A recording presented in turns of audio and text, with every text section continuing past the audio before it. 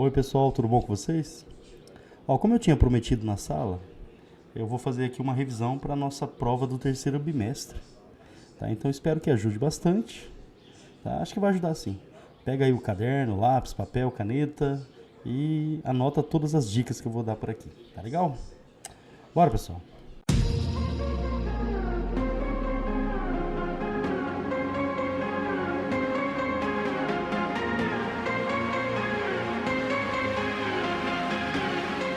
Bom, para começar a nossa revisão, vamos falar primeiro sobre diáspora, tá?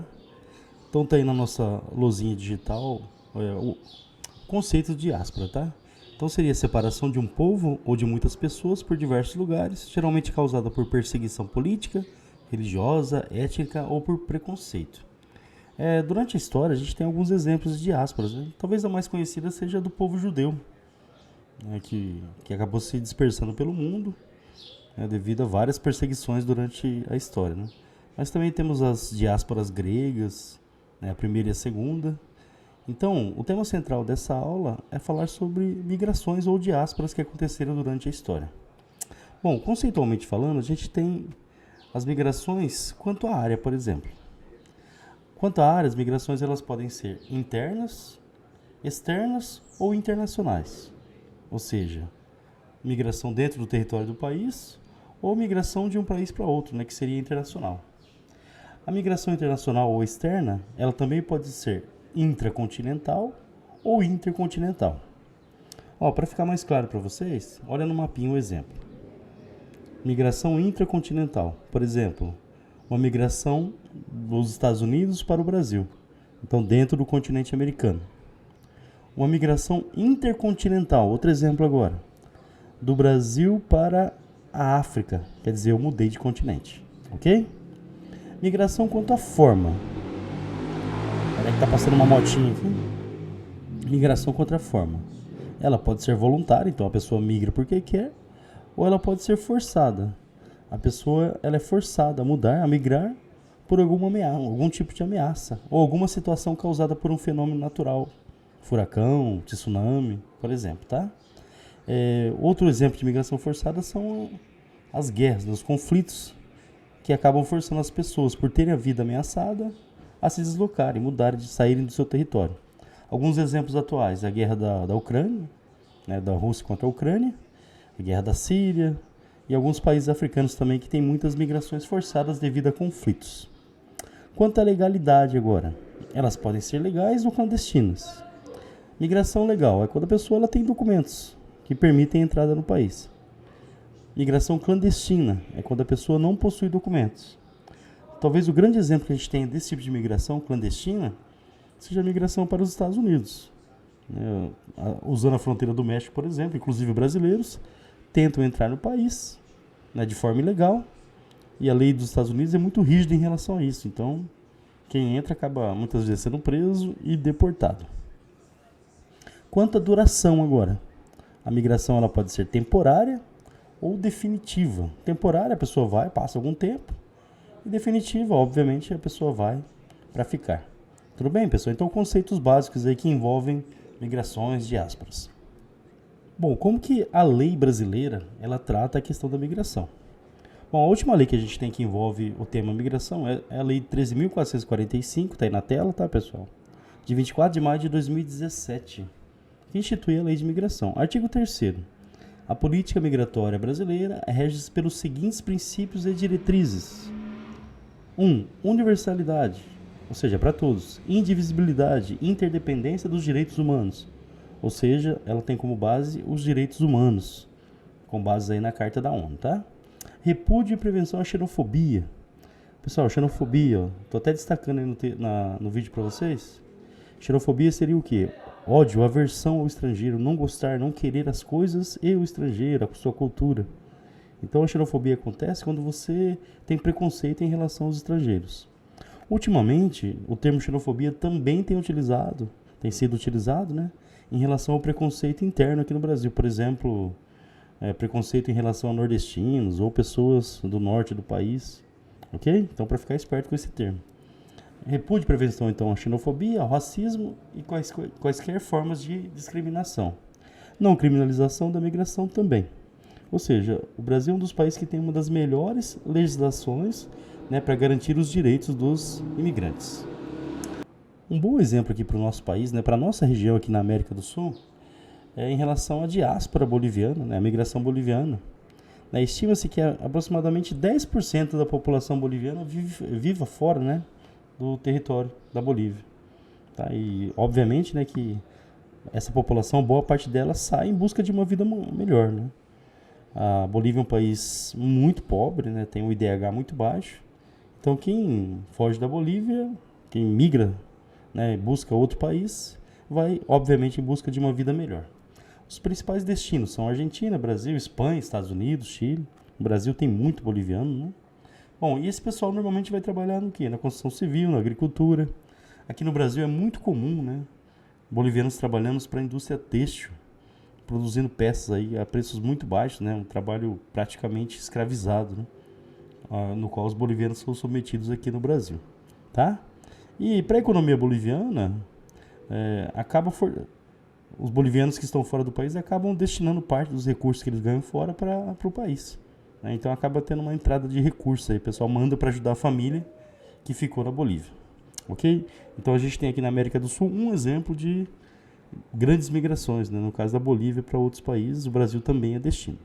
Ainda em relação às migrações, o governo brasileiro ele atuou de formas distintas ao longo da sua história em relação à entrada ou não de imigrantes. Então a gente sabe, né, que boa parte da nossa história aí, com a Europa, né, com Portugal, ela foi marcada pela escravidão. A escravidão que começa ali na primeira metade do século XVI e vai até o finalzinho do século XIX. Mas em 1850 foi elaborada a Lei Eusébio de Queiroz. O que foi a Lei Eusébio de Queiroz? Foi a lei que, de forma definitiva, colocou fim ao tráfico de escravizados africanos, né, para o Brasil. Então, acabou com o tráfico humano.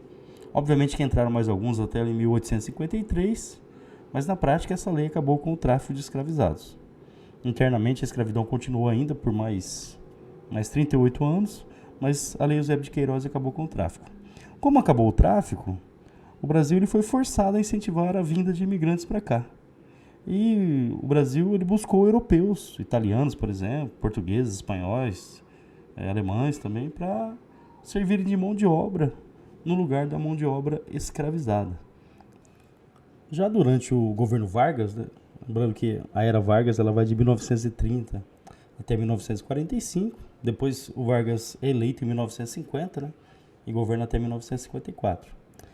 O Vargas ele acabou tendo uma política para limitar a entrada de imigrantes no país. E o argumento ele era nacionalista, né?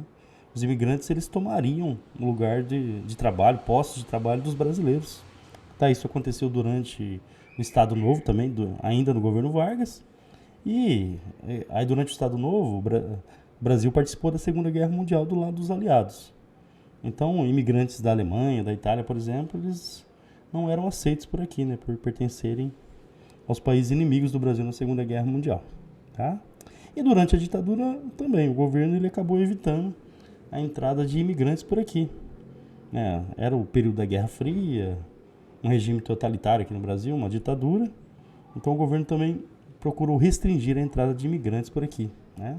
Principalmente de indivíduos ligados aos movimentos de esquerda. Bom, pessoal, retomando aqui alguns conceitos que já tratamos aí durante essa parte da aula. Xenofobia, então a gente não pode esquecer do significado dessa palavra, aí pensando no Enem, pensando nos vestibulares tradicionais. Xenofobia é o ódio, a aversão, é o preconceito contra o estrangeiro, tá? Lembrando que esse termo também tem sido utilizado no Brasil em relação ao preconceito interregional, ok? Refugiado. Refugiado é um indivíduo que migra por alguma situação que coloca a sua vida em risco. Obviamente que principalmente guerras, né? Mas pode ser perseguição política, perseguição religiosa, perseguição étnica. E um termo novo aqui, pessoal, o termo apátrida. O apátrida é um migrante que está na seguinte situação. Ele não tem os documentos do país de origem, então ele migra sem documentos. Ele também não tem os documentos do país de destino, então ele é considerado um sem pátria. Tá? Existem algumas situações no mundo, o Brasil já teve casos de pessoas apátridas.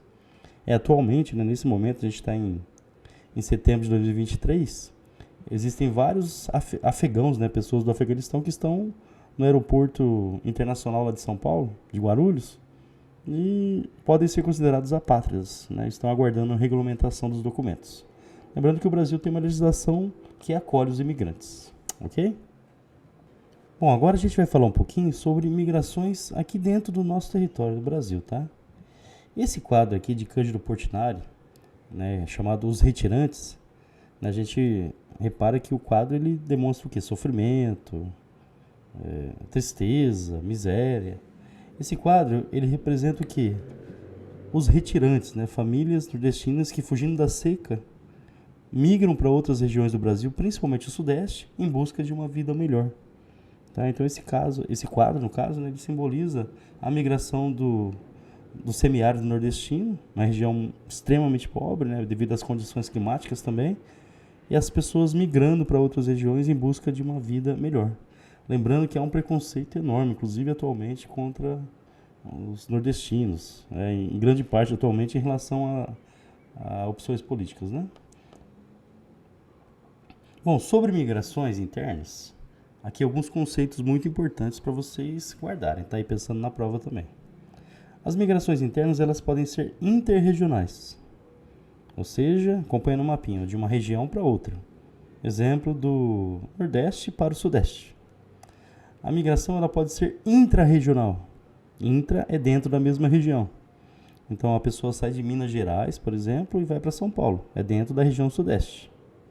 A migração ela pode ser sazonal ou transumância, que é um tipo de migração temporária. A pessoa vai, passa alguns meses e depois volta. Esse tipo de migração é normalmente ligado à colheita de cana, por exemplo, ou à movimentação do gado lá no Mato Grosso, né, dependendo da época do ano. Tá? Uma migração que tem aparecido muito no vestibular, migração interna, é a migração pendular.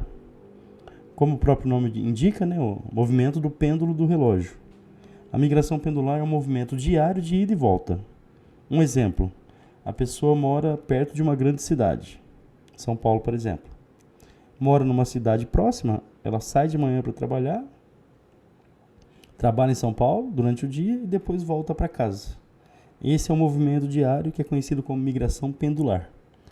Por que ela vem sendo muito cobrada nos vestibulares? Porque ela causa grandes transtornos no dia a dia, principalmente nas grandes cidades. Porque são os chamados horários de pico, né? Muita gente vai ao mesmo tempo e volta à tarde ao mesmo tempo, causando engarrafamentos, estresse e tudo mais, problemas aí das grandes cidades. Quais seriam as soluções? Investir em transportes de massa, né? Transporte público de qualidade para que as pessoas deixem o carro em casa e utilizem o transporte público, trem, metrô, bicicletas também, né? Seria uma forma de reduzir os impactos da migração pendular. A migração de retorno, esse é um fenômeno mais atual. Na migração de retorno, o indivíduo ele vai, por exemplo, veio do Nordeste para o Sudeste. Passou algum tempo aqui trabalhando, uns 10, 20 anos. Aí a situação econômica melhorou na origem, né, no Nordeste, de onde ele veio, e piorou na região onde ele está. Aí a pessoa volta para a região de origem. Essa seria a chamada migração de retorno. Essa leva mais tempo. Repara nos mapinhas, o Brasil ele teve períodos aí de fluxos migratórios, né? Então na década de 50 e 60, a maior parte do fluxo era do Nordeste para o Sudeste. Já nas de 60 e 70, continua forte do Nordeste para o Sudeste, mas começa uma migração também em direção ao Centro-Oeste e o Norte do país. O Centro-Oeste porque é a nova fronteira agrícola, né? O pessoal vai em busca ali do Cerrado, região central do país, para a produção de soja, a criação de gado, por exemplo. A Amazônia também, né, recebe um fluxo migratório nesse período. E na década de 70 e 80, aumenta muito a migração em direção à região norte do país e continua forte também a migração do Nordeste para o Sudeste. Um exemplo de migração interna aqui no nosso território, né, no Brasil, foi o chamado ciclo da borracha, né, que ocorreu ali na segunda metade do século XIX, início do século XX, onde o Brasil se transformou no maior produtor mundial de borracha. E essa produção, né, esse interesse pela borracha, ele aumenta devido também ao avanço da indústria automobilística e principalmente quando o Charles Goodyear descobriu o processo chamado vulcanização, que ampliou aí o uso da borracha aí na indústria automobilística. E quando a gente fala de ciclo da borracha, a gente não pode esquecer desse personagem aqui, ó, Francisco Alves Mendes Filho, que é muito mais conhecido como Chico Mendes. Ele era um seringueiro, ou seja, ele trabalhava na produção do látex, da borracha, e ele lutou ali em defesa da floresta, contra o desmatamento e tudo mais. Participou dos sindicatos, né, teve uma forte atuação política, e ele acabou sendo morto, né, foi executado, né, por gente interessada ali em grilagem de terra, em desmatamento na região amazônica. Né, hoje o nome dele, né, o Instituto Chico Mendes, é um importante instituto brasileiro aí de proteção ambiental. Ok? Então foco aí na história do Chico Mendes, pensando na prova, provavelmente vai cair alguma coisa. Gente, quando falamos de migrações internacionais ou internas, a gente não pode esquecer da escravidão contemporânea, né, ou do trabalho análogo à escravidão, que é o termo que aparece bastante também. Bom, a escravidão acabou no Brasil em 1888, né, quando a princesa Isabel, repetindo, a princesa Isabel assinou a Lei Áurea. A partir dali, a escravidão não existia mais no nosso país. Mas a escravidão, ao longo, né, do século XIX, depois da escravidão africana no Brasil, ela ganhou novas formas, novos aspectos. Né? Então a gente tem o trabalho que, de alguma forma, lembra a escravidão, que a gente chama de trabalho análogo à escravidão. Então muitas pessoas atualmente são submetidas a trabalhos que são forçados. A pessoa não tem boas condições de moradia, de dormitório, de banheiros, por exemplo. A pessoa fica presa no local de trabalho, trabalha por longas jornadas, recebe um salário muito baixo, trabalha muito em troca de um pequeno salário, tem os documentos retidos. Então são formas de exploração da mão de obra atuais que de alguma forma lembram a escravidão, por isso trabalho análogo à escravidão. E obviamente que isso é crime no Brasil, mas acontece e ainda acontece muito, né? Só no ano passado aí, muitos trabalhadores considerados escravos contemporâneos foram libertados pela polícia no Brasil, tá? E no mundo também a quantidade é gigantesca. Bom, pessoal, obviamente que o mundo atual é um mundo globalizado. Então, assim, a tecnologia, principalmente nos transportes, nas comunicações, as redes, né, internet, as redes de transporte globais, elas conectaram o mundo de uma forma jamais vista, né, durante toda a história da humanidade. Isso é fato, né?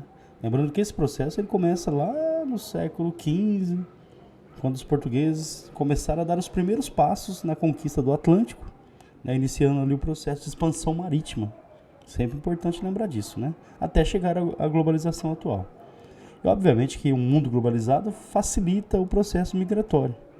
As pessoas têm acesso a sistemas de transportes, elas podem conhecer os locais que elas querem visitar, tudo bem? E o mundo globalizado, né, pessoal, na economia, ele cria uma espécie de fábrica global. Por exemplo, os produtos que são vendidos no mundo inteiro, eles são resultados de uma cadeia produtiva que envolve o mundo inteiro. Tanto que as crises econômicas atuais, quando elas acontecem, por exemplo, quebra a economia de um país entra em dificuldades, elas acabam arrastando os outros países juntos, porque é tudo muito conectado. Isso acontece quando as crises afetam principalmente as grandes potências, Estados Unidos. Né? Imagina uma crise atualmente na China. Obviamente que os efeitos eles seriam globais. E no mundo globalizado, os países eles buscam alianças econômicas para se fortalecerem. Alianças de cooperação, os chamados blocos econômicos.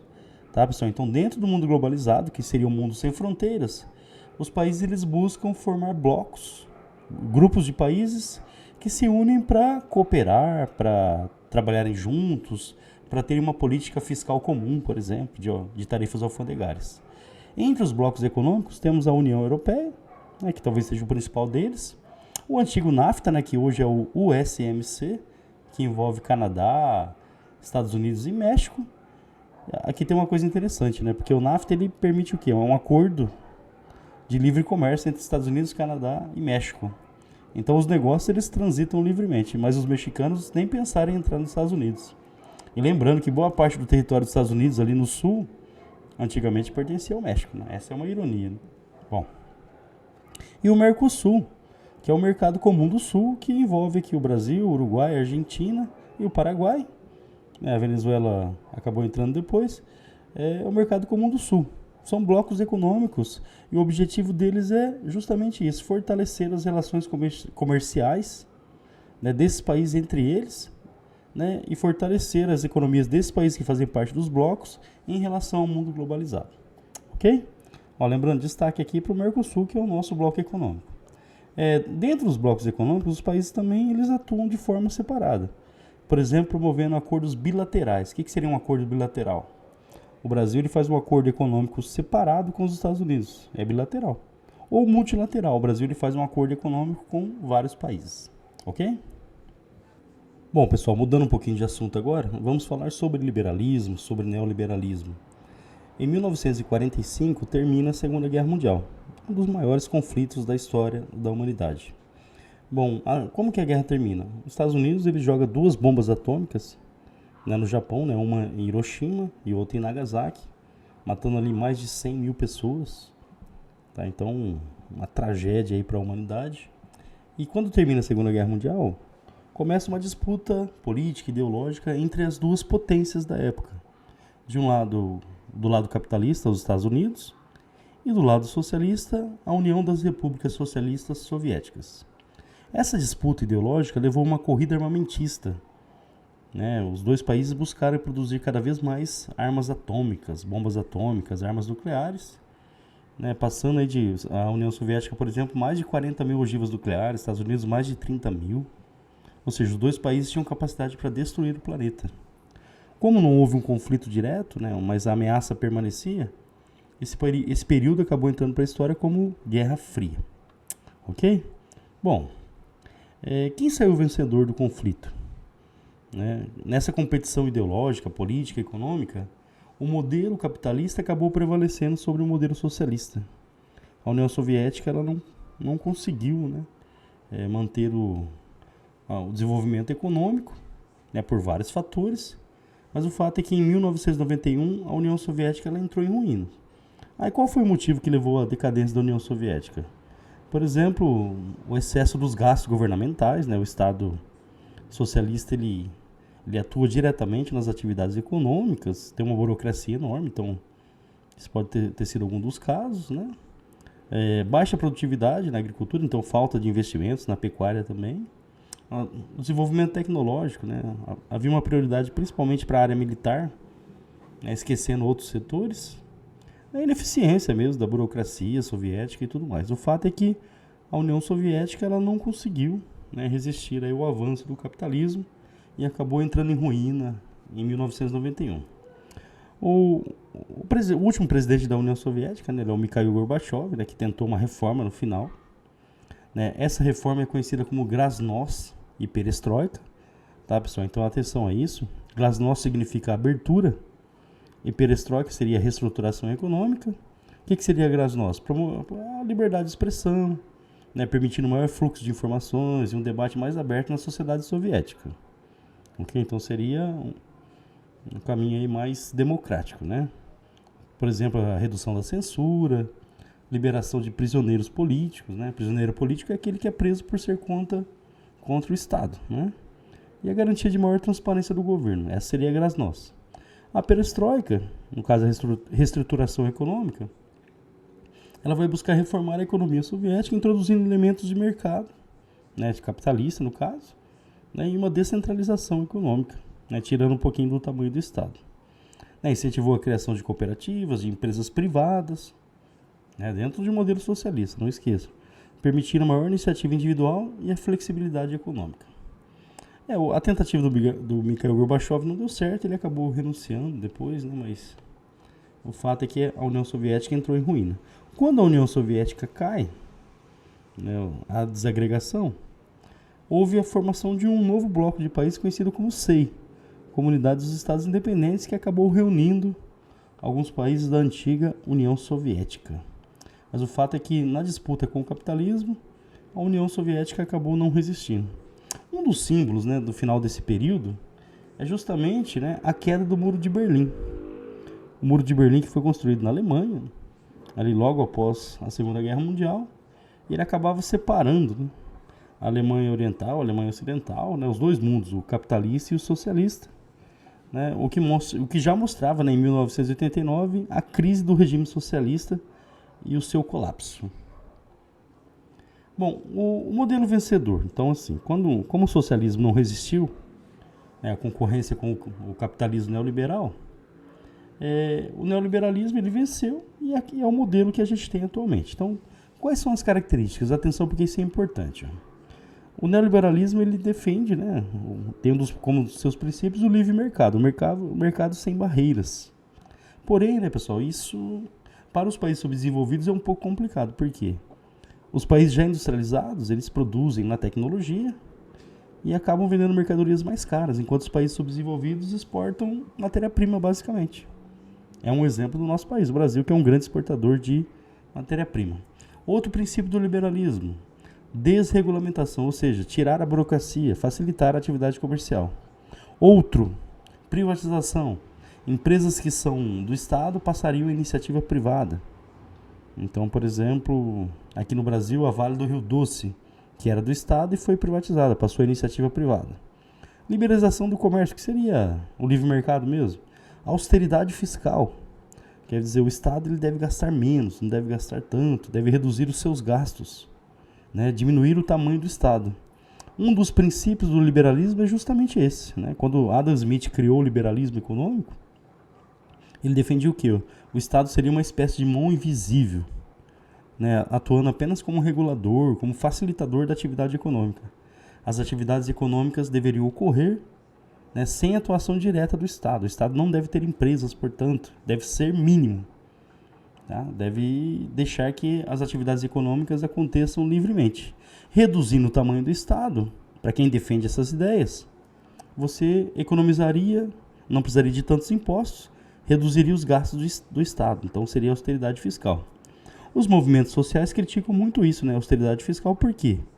Normalmente os gastos que são cortados são das áreas sociais, educação, saúde, segurança, tá? Prioridade para o setor privado, ou seja, você vai priorizar a atuação de particulares na atividade econômica, é um dos princípios do liberalismo. O individualismo, né, pessoal, e a chamada meritocracia, ou seja, a sua posição social, o seu sucesso ou o seu fracasso depende do seu mérito. Obviamente que isso é muito polêmico, né? A gente vai deixar para outro momento, ok? Bom, pessoal, mudando de assunto novamente, falando um pouquinho sobre a luta contra o preconceito racial nos Estados Unidos.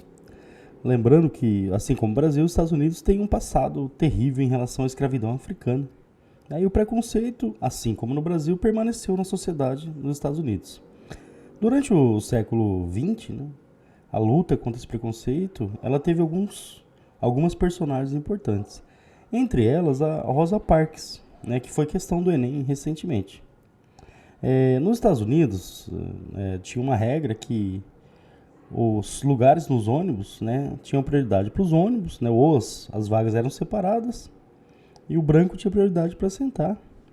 E a Rosa Parks, está aí na imagem, ela recusou-se a dar o seu lugar no ônibus para um homem branco, né, acabou sendo ali presa, conduzida, né, então a sua atitude ela acabou se tornando o símbolo da resistência, né, da luta dos direitos civis nos Estados Unidos.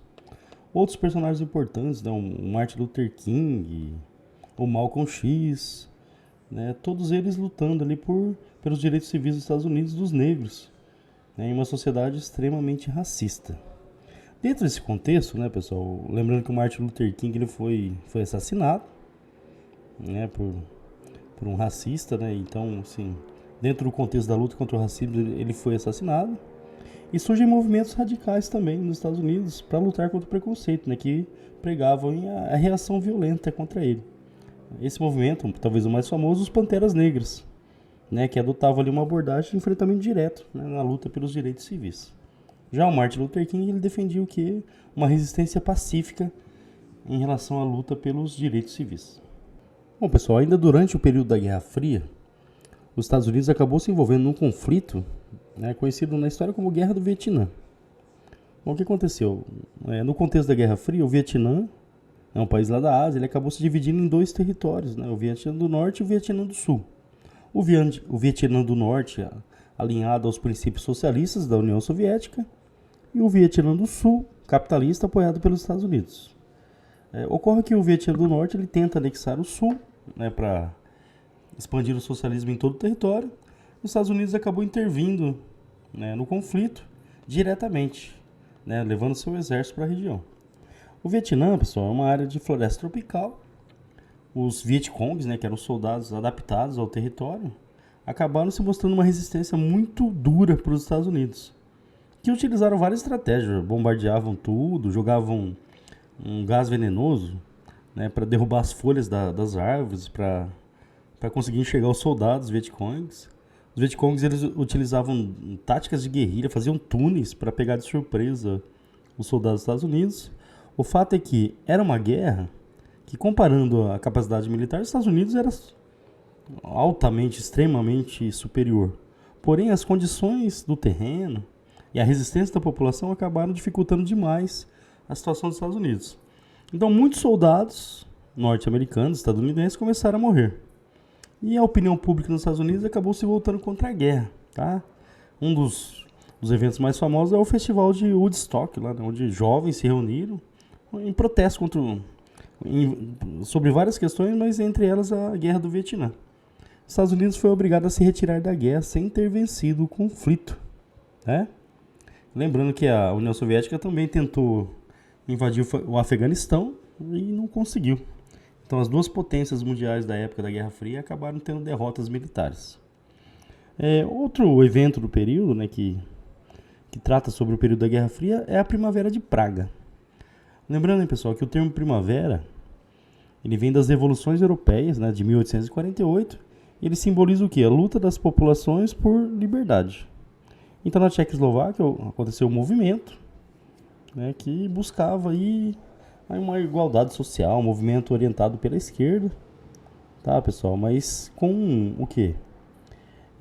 Uma série de reformas, né, que o pessoal chamava de rosto humano. Essas reformas incluíam o quê? Liberdade de imprensa, liberdade de expressão, direitos civis ampliados, descentralização do poder e tentativa de criar um modelo socialista mais plural, ou seja, sem um governo centralizado como era na União Soviética.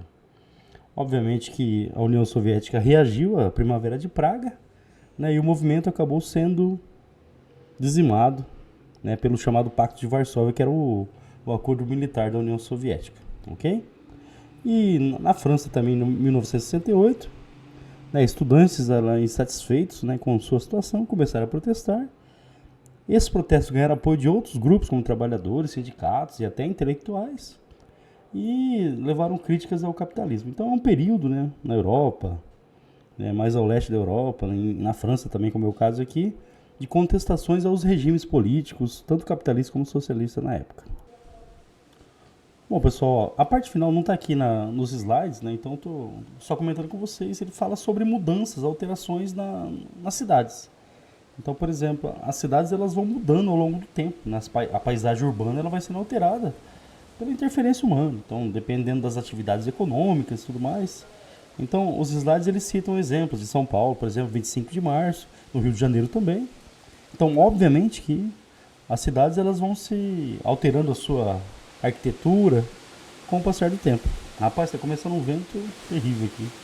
Pessoal, espero que a revisão ajude. Tá? Pega o caderninho, anota aí os principais pontos e boa prova a todos, né? Caprichem. Valeu? Beijão, tchau, tchau.